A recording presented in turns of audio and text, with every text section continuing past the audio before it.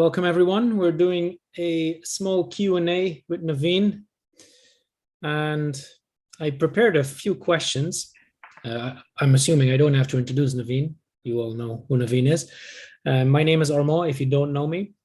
And I've been with Urban Forex for longer than I can remember. I still had hair at the time when I joined, and that is no longer the case. So yeah, prepared a few questions. We'll also look at the chat for more questions if there's anything interesting there. But there's one main question that I'm sure everyone is wondering about, and that is, where the hell have you been, Navin? In a while. Well, when was the last time we did a webinar? A month ago? Not a month ago. I almost want to say last year when we did our last webinar. I think maybe we did the one this year, but it would have been like really in the early beginnings of the year. But it might have also been in 2021. I'm not sure. Oh my God. Yeah. So it's been a long time. It feels good to be back. Let's start with that. And I'm happy to be back. I'm seeing all the comments here as well. It's really good to be back. I was just very, very occupied and busy with post-COVID. I had purchased a house, renovating the house, and then working on the prop firm side of things to make sure things are stabilizing on that end with our new projects and new apps that are about to come out. House renovation is all done then? It's still coming through. As you can see, the mountains are all set up, and I see you got some too. Yeah. Just picked up a new place. I am now living on the other angle of the Burj Khalifa. So as years go by, I go around and around the Burj Khalifa. So like a merry-go-round with real estate. Yeah. Actually, you want to see the view from my home office here. One second. Let me unblur my background if that I can do that. Here we go. Here we are. Oh, sorry. Spin this entire gigantic iMac around. There we go. And okay, I don't think it's going to fit in the camera, the Burj Khalifa, but you get the idea. Yeah, I think the window is actually too small for it. Yeah, I think so. But the royal houses are all around the area as well. The Sheikh's family houses and stuff. They're neighbors basically. So it's a very beautiful place. I'm happy I got the place. It's not something I would recommend people to do when it comes to investments. There are far, far better investments in case that's what people are thinking. It's just, I wanted a place for myself. That's all. Yeah. Got it. Yeah. All right. I see people are anxious for us to actually begin with the Q&A. I see Daniel Silva saying, okay, I'm here, guys. You can start now. So, Daniel, got it. We'll start. We will begin. Okay, let's have a look at the first one. So this one was sent in a while ago by Martin, and it goes like this. What is the best way to find your trading edge? How do you determine which strategy, technique, or time frame to master and use as your edge? Okay, so there's a couple of questions in that. So there's edge, time frames. What was the other thing? Strategy, technique, or time frame. So to determine which edge. Okay, so an edge, there are several different ways to trade the market, right? First thing is you have to use your education to really understand what is it that you're trying to accomplish. There are people who can make money in the markets, which I've recently started to accept, which I never did before, through scalping. Okay, there's that way where you're there for a couple of hours during the opening hours, and then you're just trying to shave off a little bit off the markets and make some profit off of that. If you're in stocks and futures, a lot easier. If you're in Forex, 10x more difficult. Yeah. Okay, to do scalping. Okay. Now, if you're more swing trading, Forex is definitely a one that you can go for. If you're more day trading, also can do it with Forex. So when it comes to edges, you have to understand what appeals to you the most. Are you a guy that likes to go after something that is already in that direction? Is it more in your personality that if something is coming up and you like to hammer it down and saying, no, no more coming up? Because if you can listen to that personality of yours on what you're attracted to, if you're attracted to, I see this, so I must buy, then you're more of a trend pullback trader, and you need to hone in on that edge. Yeah. If you're the person's name was Nathaniel? Martin, sorry, Martin. So Martin, if you are an individual that says, I like when prices come up and I like to smack it down thinking that's the top, then certain things might be more appealing to you, such as channels or range trading, because as we get to the top of the range, you hit it for a sell, top of the channel, you hit it for a sell. So those things become more of the edge you should pursue and line it up with sort of your personality. So I want to make this very clear. There is no one right way to trade. There's multiple ways to trade, but there is one right edge for each individual. Okay. You need to find out what edge is for you. And your edge might even be a cocktail of multiple things. It doesn't have to be something that someone else is doing well and they were recommending it to you, but it might not go for you. So that's something you really have to dig out and sort of figure out as you go through it. I don't know. What do you think? Is that also personality based? So a more conservative or aggressive personality might have a preference for something else? No, that if it's personality when it comes to aggressive or conservative, it's just how you approach that edge. But the edge can still be the same. Okay. So it's also not related to, risk aversion or stuff like that. No, in terms of risk management and stuff, there's always techniques to do that. That will be more related to the personality of the individual. The funny thing is that how we're talking about the personalities and stuff, generally trading is taught very dry. It's like, if you're going to do this, stop loss here. Okay, 2%, that's it. Yeah. People are not robots. It's very tough to just, okay, the book said to do that, so I will do that. You can't just suddenly change your colors, or if you're a leopard with spots, you're going to have spots, learn to use your spots and try not to get rid of them overnight. It's not going to happen.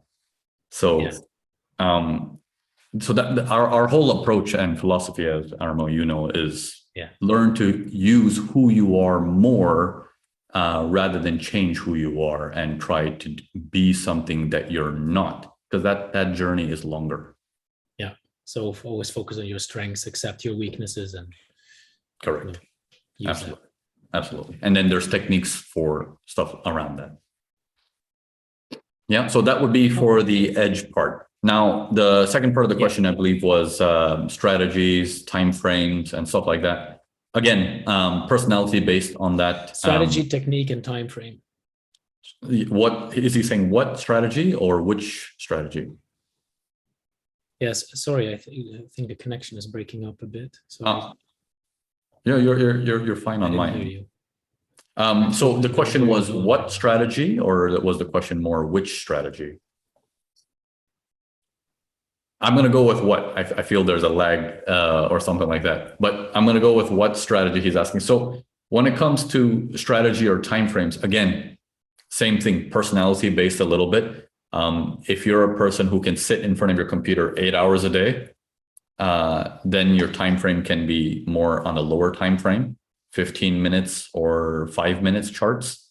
But if you are more of a time frame that you can you don't have much time, you have a full-time job, you have family, you have kids, and you want to be only available at a certain hour of the day, then you're looking at higher time frame stuff, such as daily charts, which is end of day things, or 4-hour charts or 60-minute charts where you're looking at it for the opening hours and you're taking on a position and letting it run and do its course for the next day or two.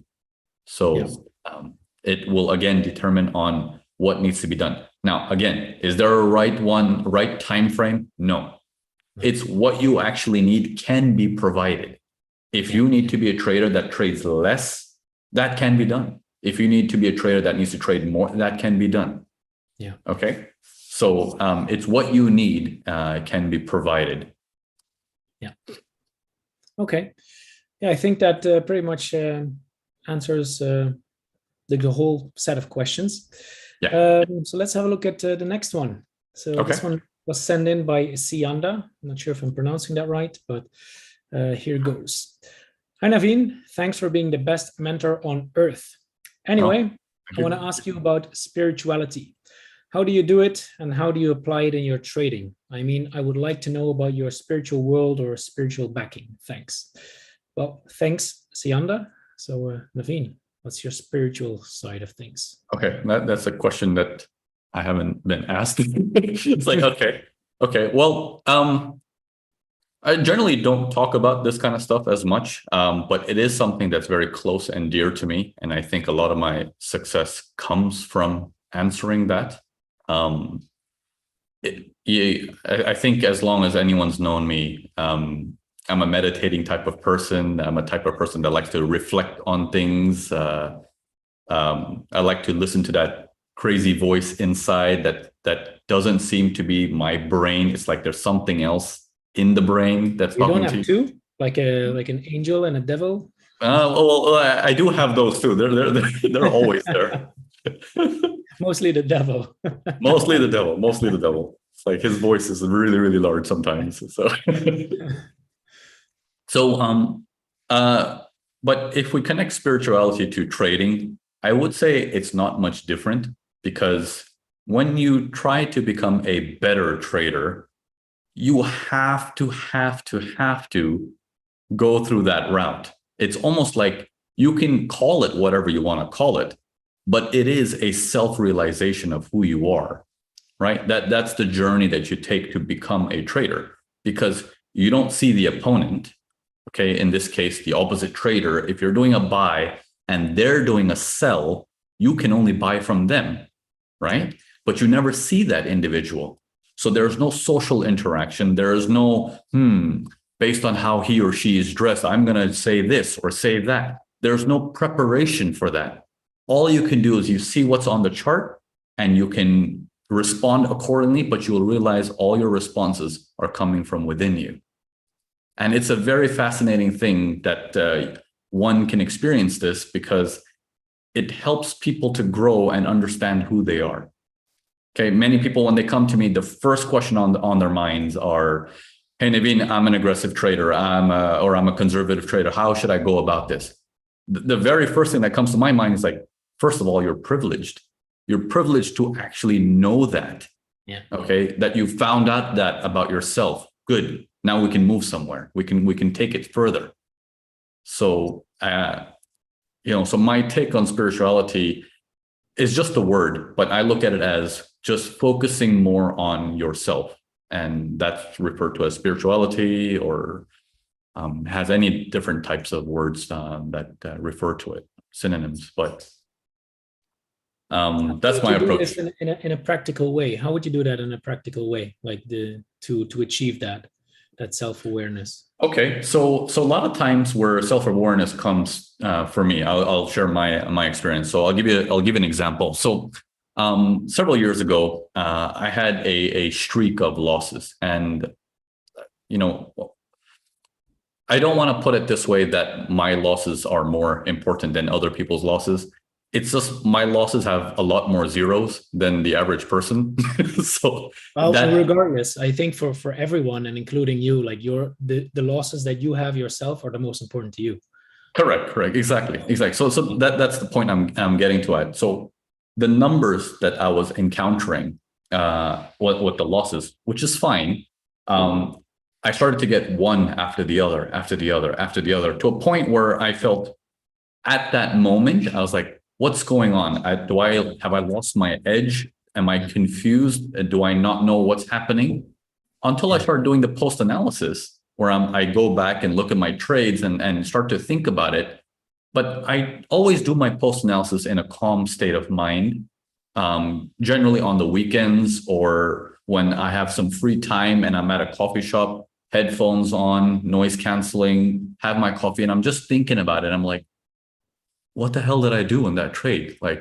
And then the next one, and then the next one. I soon start to realize there is a moment where I go on tilt. And then beyond that tilt phase, the analysis starts to fade. So it starts off with good analysis, and then a mistake is normal, and a mistake is normal. This mistake didn't come from analysis. This mistake definitely didn't come from analysis. That brings me the insight of recognition of, now I know what the issue is. Then the following week, as I start trading, that issue is still there, but this time I know what the issue is, but I'm still making the same mistake. But now that mistake's power is less. It's actually, if you devil angel, the devil is now smaller because I can see him and I can say, I know what you're doing. I know how you're trying to trip me out now. Calm down. No need to take the next trade. Take a break.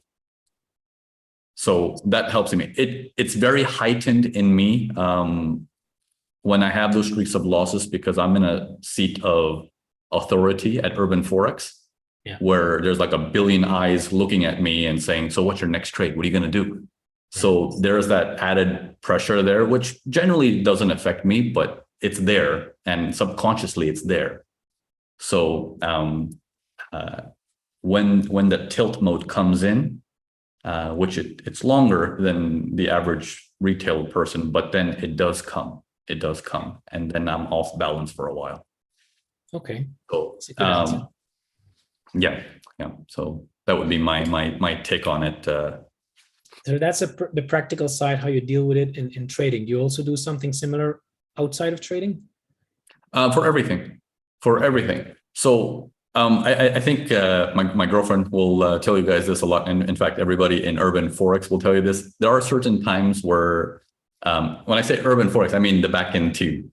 There are certain times where, I don't know if this is rare, Armo. You can probably see if this is right or wrong.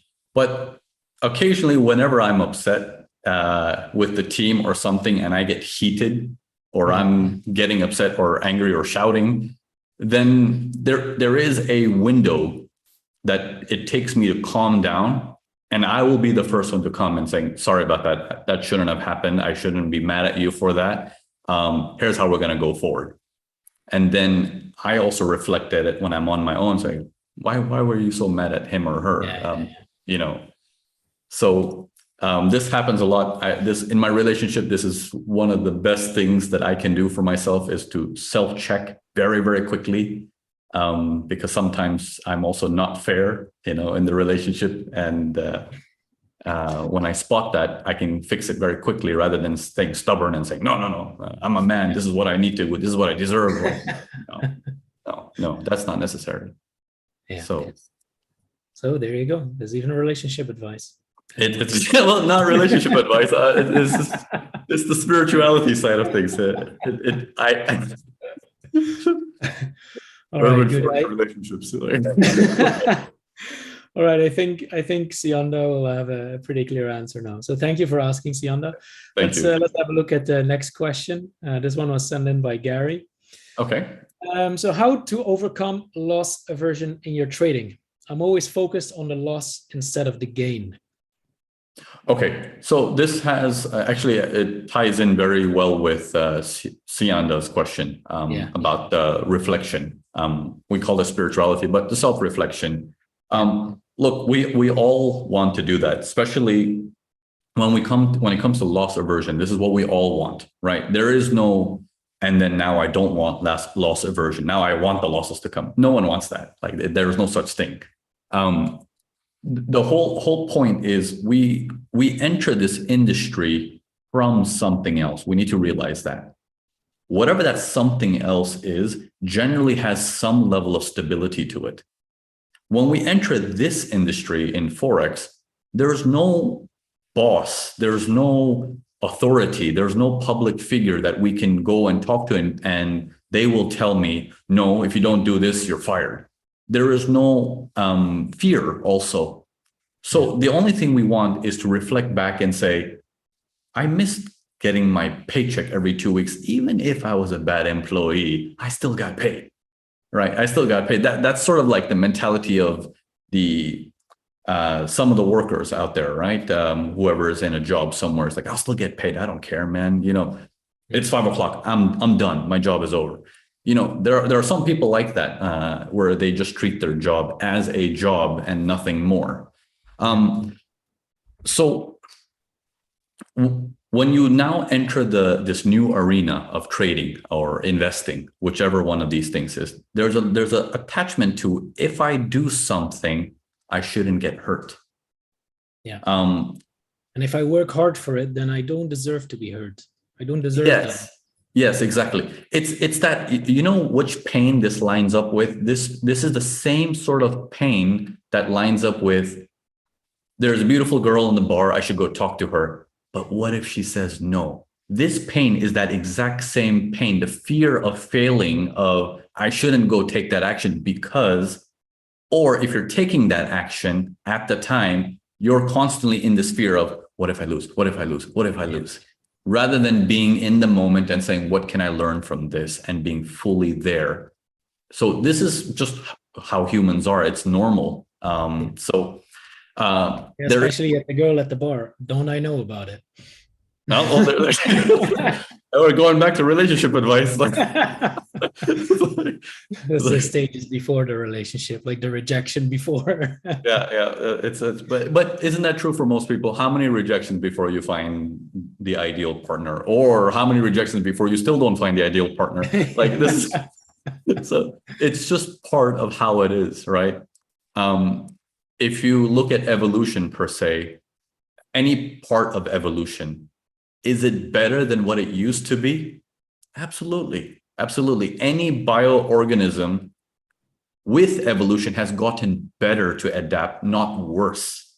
Okay. So anything that has evolved is obviously better. So any experience you have counted as evolution, it is a must. You have to go through it because it makes you better. Okay. And then you can add whatever statements you want behind it. What doesn't kill you make you stronger? Whatever sentences that come to your mind at this stage, we can add all that stuff. But in reality, it's go through the process. No one wants losses, but just accept that we're getting this feeling and there's nothing I can do about that. This is natural. Yeah. So loss aversion is not something you can turn off. Okay, it's actually a good thing. It might even save you with the many of the trades, and help you to get a little bit more strict with your trades as well. It's not a bad thing. So you're saying that the practical approach here is to accept that feeling is there, that emotion is there, yes, and then still try to focus on the technical side of the trade instead of the emotion. Accept the emotion, focus on the trade. Focus on the trade, exactly, because the emotion's not going to go away. It's coming back. That one is coming back. Yeah. I mean, we've had questions in the past of people asking, how do I turn off my emotions in trading? But I think it's humanly impossible to turn off emotions. Actually, we need emotions to trade. This is why the auto trading industry is so big, because they key off of that, the downside of a human being. They say, you know what, it's your emotions that's causing all the losses. Instead of working on that, why don't you pay me something and I'll give you a robot that semi-works, and then hopefully the robot will not have any emotions. Well, do you really not have emotions when the robot's running? Yeah. You're checking it every day. Profit, loss. Oh, why is it a loss today? It's okay. They said it's not going to be a loss in the overall 3 months time. Okay, so hang. There's emotions regardless. You can't run away from that. Yeah, you just need to learn to cope. Sorry? Yeah, you might as well just accept them, and then if you can actually manage them, then nothing's going to stop you, right? Yes. So it's not a bad thing. In fact, if you know how to use them, it can be your greatest asset. Indeed. Yeah. Okay, I think that's a good answer to that question. Let's have a look at the next one. In trading, trying to be productive and do more often leads to counterproductive overtrading. Since that is the case, what are some things I can do more of in order to speed up my learning progress? This one was asked by Dom. By? Dom. Dom, D-O-M, Dom. Okay. Dom, that's a very good question. I think, Dom, that's a question that most people ask. But this question comes up 6 months into someone's career. We come from when people go full time, right? Because then they're like, okay, quit my job. I'm here to trade. let me Yes. trade, and then they have a super hard time sitting on their hands. I'm speaking from experience here. Yeah, yes. This and I think when you say I'm speaking from experience, this especially is a lot more difficult for those people who come from a very disciplined background. So if you're an individual that has a routine, that has been very good at maintaining that routine, wake up at 6, do this next, do that next, do this, do this, do this. If you have that routine embedded into you, when you come to trading, you bring that routine and the do mentality into that market, but the market's doing its own thing. And in the market, it's everybody's do mentality adjusting in one point or the other. Someone's buying, someone's selling, right? It's everyone. So when you approach it with your do mentality, the constant do, it's not coming from trading per se. It's coming from your past experience of how you're doing it. Now, that one you can get rid of or even shrink. It has a lot to do with believing in your conviction behind your trade. So let's say you're a 15-minute trader. Okay, there's a lot more doing in that than there is anything else. Or let's say a 5-minute trader. So when you're on a lower time frame, 5-minute or a 15-minute, you can actually do a lot more things, provided the setup is correct, and then get away with satisfying that feeling of, at the end of the day, when you feel, what did I do today? Oh, I feel useless. It's that you're trying to satisfy. It has nothing to do with trading. You're trying to satisfy that emotional thing that I feel good if I have a lot of check boxes that I went through. So if you have that habit, then take your strategy, go extreme detailed, make it a 100-point checklist, and then have one trade at the end. But at least you can say, did I do this part? Yes. Did I do that part? Yes. Did I do that part? Yes. And then you end up with one trade rather than 100 trades, because everything, the whole checklist was done here. Don't let the checklist be done in the mind. Be slower with your checklist.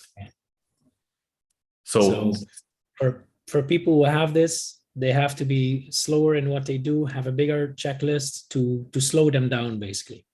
Yes. Once they get that conviction that, okay, what I do works, the system I do works, the checklist is becoming redundant because I'm doing the same thing over and over again. It's coming out of my mind now. Fine.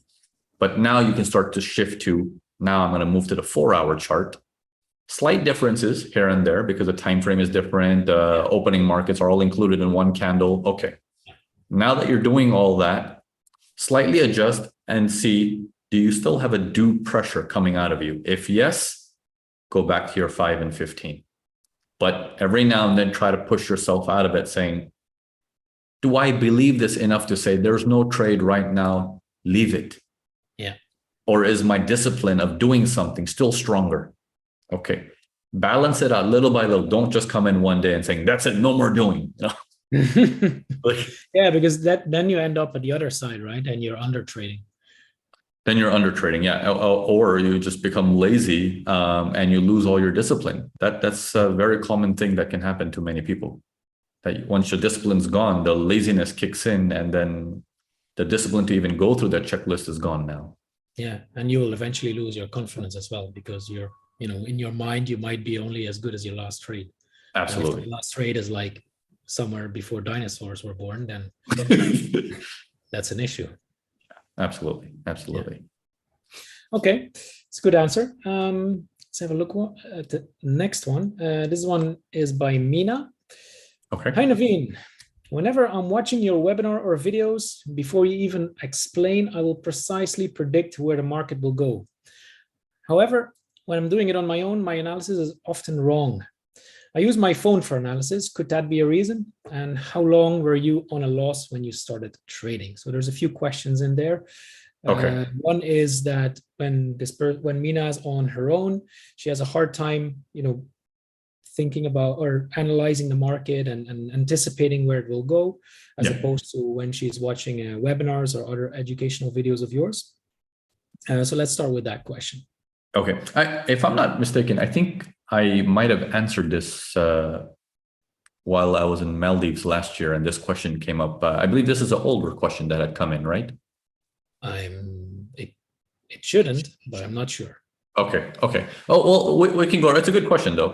So there's multiple parts of this. So is it the cell phone? No, it's not the cell phone. And I'm going to explain this thing to you. And for most of you guys, whoever's listening in and watching this, cell phone trading is, as per my opinion at Urban Forex, in fact, Urban Forex opinion altogether. Yeah. No.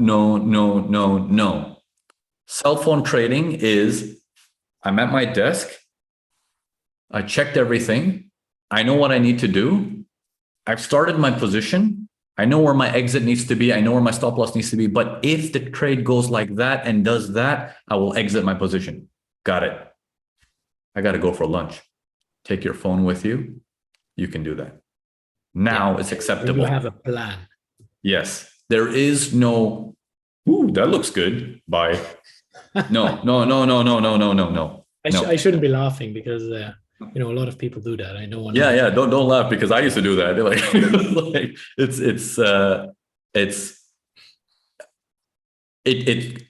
I used to do that because in my mind the idea was trader equals cell phone equals never home, never around, and should be on the plane somewhere. Yes, I've traded off of a plane before too, but my focus is not as sharp. No. My focus is not as sharp. When you're on the plane and you're looking at your cell phone, you feel cool until that baby cries somewhere in aisle 13 or something.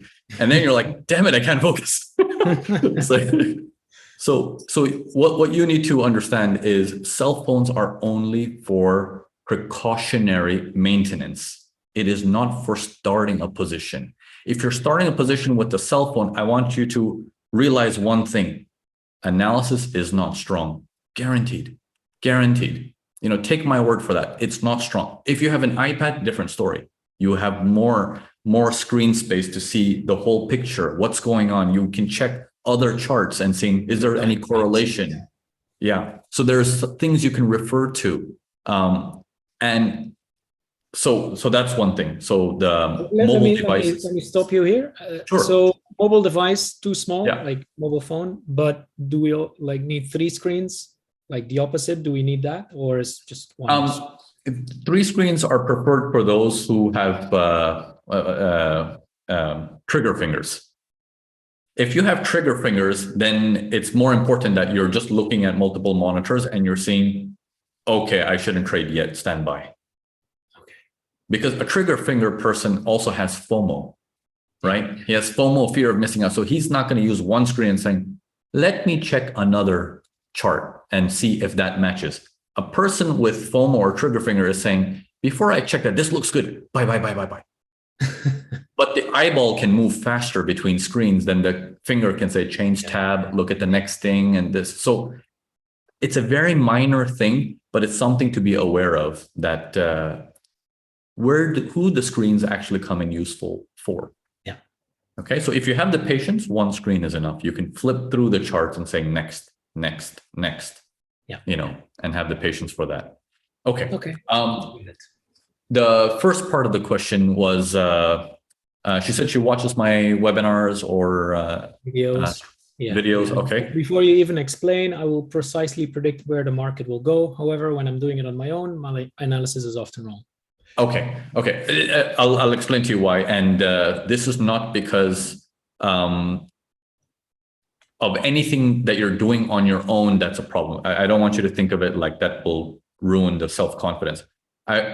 I'm happy that you can spot what's going to happen when I'm showing it, right? And then it works that way. So you have to take a step back and wonder, if you understand the process, but when you go and do it, it's not working, is it the process or the pair selection? Okay, this is the part that comes prior to the process.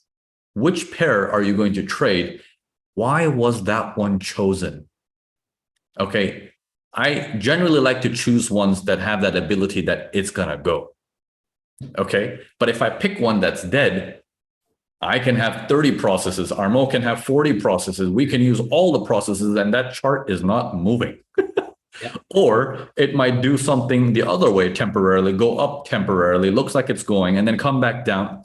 It's a big mess. It's a big mess. So pair selection is where I think the focus needs to be if this is a problem that's coming up. If we fix the pair selection, I think that problem that you're mentioning should go away. And when I'm picking a pair and you can predict it, soon you'll be picking a pair and the prediction will be just as accurate as well.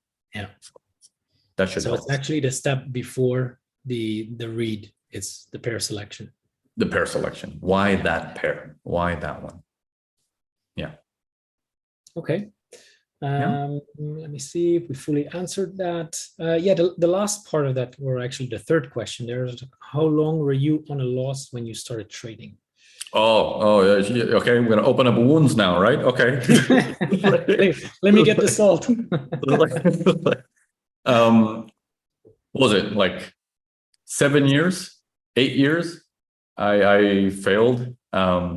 It was a very painful time for me because when I started doing this, it took just a little bit of profitable weeks, 2 weeks, 4 weeks, something like that. And then I gave in my notice at my job thinking I'm good at this. I got this. And at that time I was working at the bank with a little bit of exposure to the same thing in the bank as well. But so I quit my job. Things weren't working out so well for me. What I thought I was doing well, I wasn't doing so well. And I started making half or less than half of what I was doing at my job. Okay, initially. Okay, so at my job, I was making. Then you think, well, if I can do it with this amount, then I can do it with an amount that's hundreds or thousand times bigger. Yes, you would think so. You would think so. That's how I was thinking at that time. I was like, yeah, exactly. As long as I can, if I get this, it's no problem. Capital is never an issue. Capital has never been an issue for anybody. Everyone just assumes capital is an issue. It's never an issue. So when I quit my job and then I moved overseas, and I'll explain to you, I don't think I've ever explained why I moved overseas to India at that point. When I was in the US and I was working for the bank, and when I quit the bank, at that time, I was quite young. I was one of the youngest guys in the bank that was working there, and I was getting close to like $52,000 per year. And that was considered very, very good at that time. Okay. So now I quit my job because I'm fully motivated and thinking I got this, full confidence. I quit my job, have some savings. I'm trading, losing until I read the 4-hour work week. And then I'm like, oh, instead of outsourcing my work overseas, I'll just move overseas where it's cheaper. So I moved to India. I was like, how expensive can India be compared to the US? Yeah. Living in India, expenses are low. This is where we met as well, right? Yeah. So I go to India, expenses are low. But the strange part with India and Thailand, when I lived in Thailand, is you don't realize that it's cheap on paper. But if you want to live the lifestyle you're normally used to living, it's not cheap, it's more expensive. It can be very expensive. So, yeah. So I moved out to India. Now my trading started to stabilize a little bit. But now I'm earning $20,000 or less on average per year. In my mind, I'm thinking what you were saying earlier, Armo, that if you can do this, you can do this with any amount.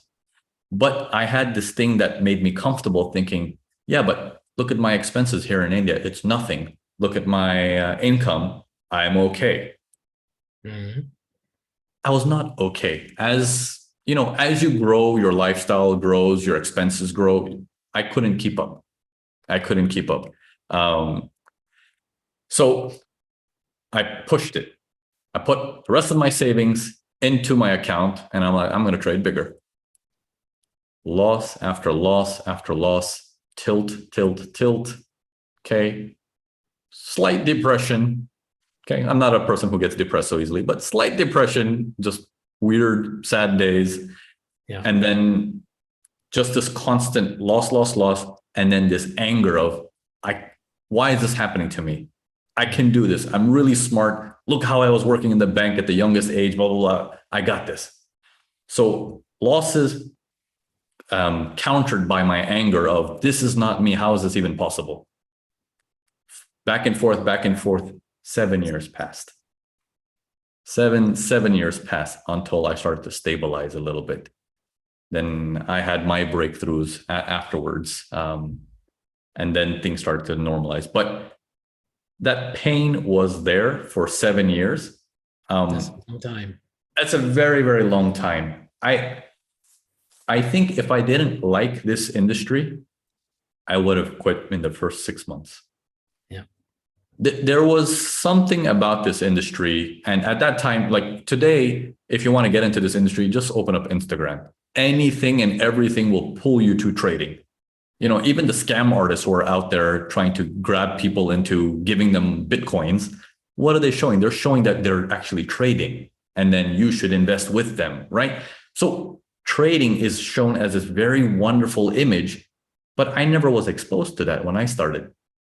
I didn't have that image. I was actually interested in, you can make money from home, you know, by looking at a chart and there's no customers, there's no customer service. I love it. I love it. This is wonderful.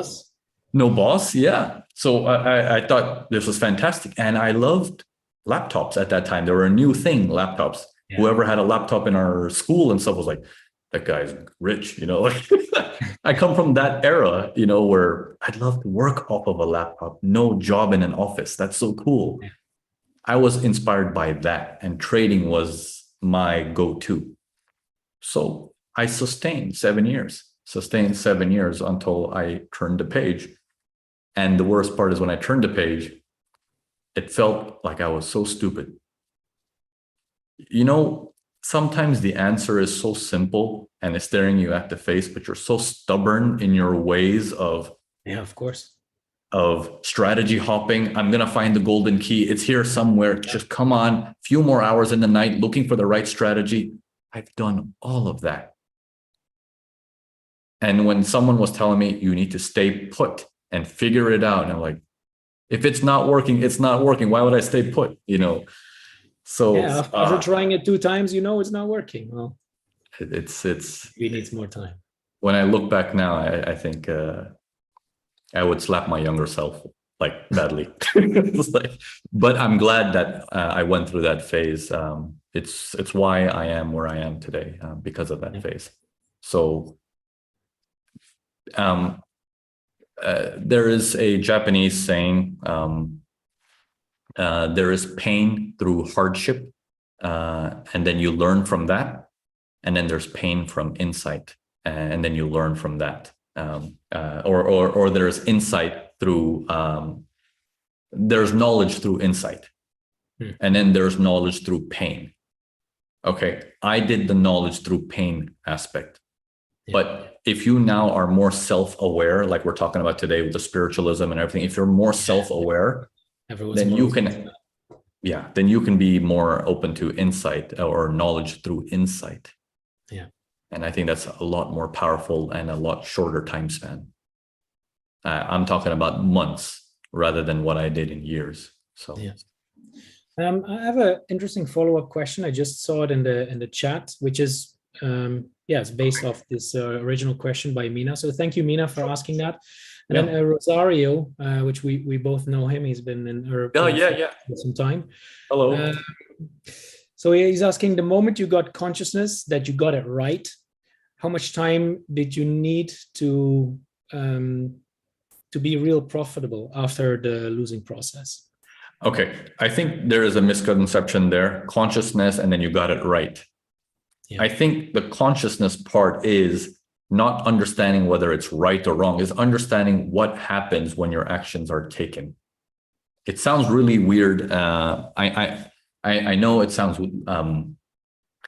like I'm not giving you a straight answer. So let me try to rephrase it in a different way.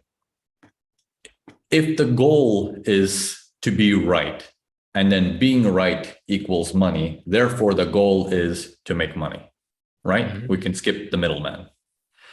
if the goal is to make money, but to make money, doing the strategy is not enough, I need to be conscious, then conscious equals money. That strategy is incorrect, is what I'm trying to say. Okay. Being conscious just tells you what you're doing. You are aware, you're alert, you're focused. Nothing passes by you without you saying, that's different. Or I see what they're doing. I can understand the rhythm, rather than having a fixed mindset of, and it's pulling back. And then the past memory of your knowledge kicks in and says, if it pulls back and there's our area to buy, we're going to buy it. Yeah. But did you just see, you were watching it consciously, and then you got hijacked from your experiential memory that says, now you must do this? Or did we do based on what we saw? Yeah. Right. So there is that part where if you're conscious, you pick up on those things. And as a side effect, it turns out to be right. I don't know if that's if that's something easy to understand, or it sounds like, okay, brown man, you've lost your mind. You stay in the mountains. So it's very difficult to explain a little bit, but I think if you involve consciousness into your trading, it will solve itself very quickly, very quickly. Part of your process. Yes. So you need to constantly ask yourself, like, am I conscious of what I'm doing actually, or am I just on auto repeat robot mode? Yeah. You know how we talk about, I think one of the questions earlier was, can I trade from, sorry, not that. The question was, I can predict whenever you show a trade on the chart, and I can predict it well, but when I do it, I can't predict it well. And we said, it's the process prior to that that's important. It's the same thing in trading. The consciousness is the process that you're really, really alert and looking at what's in front of your charts. What I mean to say is, if you look at any psychology book, any trading help book, what do they say? They say, don't trade when you're tired. Don't trade when all of this stuff is happening. Why? Is it because you have no energy? It's because you can't focus with that full conscious alertness anymore. It's not the tiredness that's the problem. It's because that thing you won't get, the consciousness you won't get if you're tired. So the shortcut is, everyone understands tired. So let's just say tired. Yeah, true that. So I hope that makes sense. You have to be alert and understand what's happening to me at every point. And maybe write it down, right? So to make that a habit, that awareness. Yes. I think we talk about this in one of our courses for motivation and daily routines, where voice is the thoughts is the least strongest. The voice is the second strongest.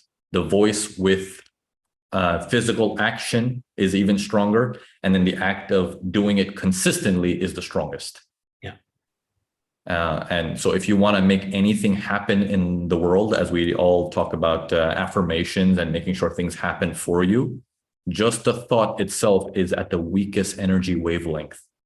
You need to bring it up to think that, but also say it out loud, that I am and I will, instead of should I, one day, maybe I will. No, change your language. And then the next thing is, if you can write that down while saying it out loud, it makes it stronger, because you're now moving your hand. Your eyeballs are looking at your sight, your touch, your feel. You're involving more senses. This becomes something to believe in. Something down, right? Sorry? Yeah, sorry. I was saying it's hard to bullshit yourself when you're writing something down. Yeah, because you're writing for yourself. Yeah. You can lie to yourself, but then you're going to feel stupid after a while, that if you're lying to yourself. It's easy to do that in your head. We all do that all the time. Like, oh yeah, I can do that. Or, oh no, I cannot do that. But then when you actually write it down, it's like, it's hard to write something down that you don't actually feel or you don't believe in. Exactly. And this is, a very common thing. Everyone just is in their mind of, I want to make a lot of money. But this voice that I just said out loud is in the mind for many people, because if I say it out loud, money has a bad name. I don't want to look like that person. Why not? If that's who you want to be and who you want to live like, what's wrong with saying that now out loud? I don't understand. You're trying to become something you hate now? That doesn't make any sense. It doesn't. If you want that, say it out loud now. If you want to drive that Ferrari, but Ferraris are for rich kids who are spoiled. Why do you want it then? Yeah. If you want it, say you want it.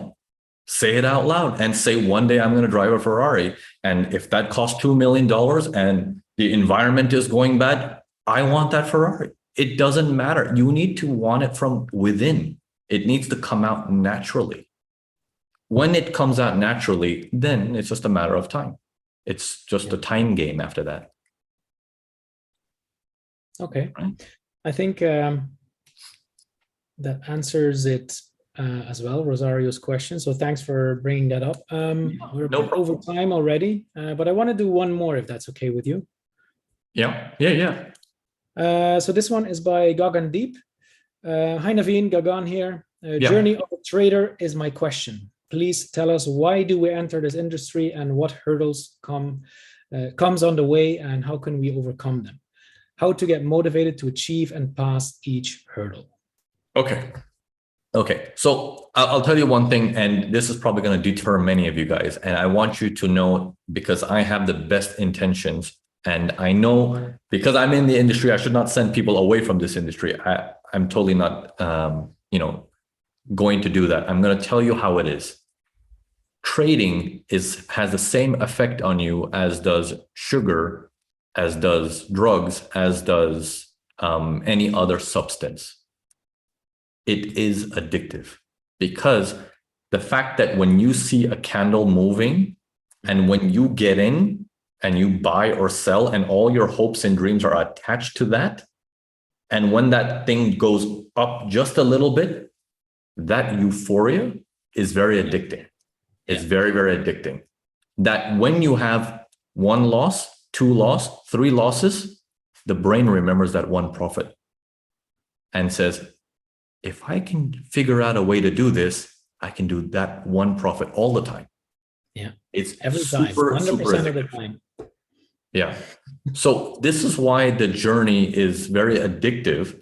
Yeah. But if you're, again, conscious about it and you know that that's how much control it has on your brain, then you can actually turn the page. So it's not the journey that's the problem. How most of us are attracted to it, especially in today's date, the attraction doesn't come from trading. The attraction comes from, what can trading give me? Yeah. If you ask any young generation person today and you say, where are you going to work? He will tell you, I'm going to work in this company because it's who I am. See, today's youth, I'm saying today's youth as if you and me are more like 60. It's like, I don't know. I don't think we're youth anymore. Our fellow brothers in close to our age. If you see young folks close to our age these days who are out there looking for a job, they're more conscious about, they want to work with something that they can have an impact. They're more awake. They're more awake. I like that. Back in the day is, you got to do what you got to do to provide for your family. That's the wrong mentality. You got to hustle. The word hustle to me is like cheat people. No, you don't have to cheat people. The world has abundance of money and luxuries and everything. Abundance. You need to build the energy the right way and saying, I will do it the right way because the right way also pays. And it requires the same amount of work and effort than doing it the wrong way. Yeah. Only difference is the wrong way is addictive to most people. It gives them a buzz. You don't need that buzz. Okay. So the attraction for today's world comes in as a side effect, that I'm joining trading because I want that. And that is now going back to the classical way of getting a job, of I'm going to do that job because I need to feed my family. That's, again, do it if you want to do it, like how today's generation does it. I do because I must. It will change the lives of my family members. I will become the best trader there is. I will become the best version of myself because it also helps me improve my self-understanding. You're going to become a really good trader if that's how you're thinking. Yeah. You haven't actually mentioned the word, but I think this is all about the why. Why do you do this? Yes. This question, why, since you can think the beginning of economies until today, you ask anyone off the street and saying, where are you going? Oh, I'm going to my job. Why? And you just keep asking the next why, the next why, the next why, like a kid would do to irritate his parents. Where are we going, Dad? We're going here. Why? Because da, da, da. Why? Because da, da, da, da. You start to realize the kid can get to the root of the issue really quickly, even though he's irritating. You need to do the same. Just ask why until you realize the other person has no answer. That's when you realize, then why am I doing it? Okay. So you need to ask yourself the why all the time. The why. Why do I do? Even inside trades, I think it's, at least for me, I like asking why is this an interesting setup? Why entering now? Why exiting now? Correct. You know, this is the reason why Urban Forex is as big as it is because we don't teach it like, come, let me give you a strategy. You do this strategy, you're going to make a lot of money. We don't do that. We're like, okay, you're going to draw a line for support and resistance. Why? Even though it's longer, that learning process, it's a little bit longer, but it strikes a nerve with people that says, yeah, why do I do that? Yeah.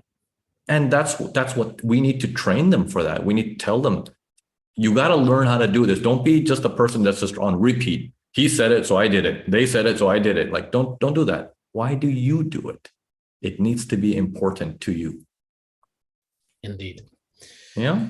However, this might sound a bit abruptly, but the webinar is supposed to start right now. So apologies for everyone who's in the room and thinking, oh my God, why are you guys stopping all of a sudden? It's because we have actually scheduled a webinar right now. So if you haven't registered already, then go and quickly do it. You can do it in 2 seconds at urbanforex.com/live. And you can attend the webinar on support and resistance there. Yeah, I believe the link is below this. Yeah, the link should actually be below in the description. Yeah. Is it going to be a good webinar, Navin? No, this was my best thing. That's it. The next 1 hour, I'm just going to waste time. I'm just going to drink whiskey or something. Well, if you need that to relax the throat and so your voice is all like no. everything, then it's been 6 months. I'm dying to do a webinar. Let's do this. I'll see you in there. All right. See you. All right. Cheers. Thanks, everyone. Bye-bye. Bye-bye.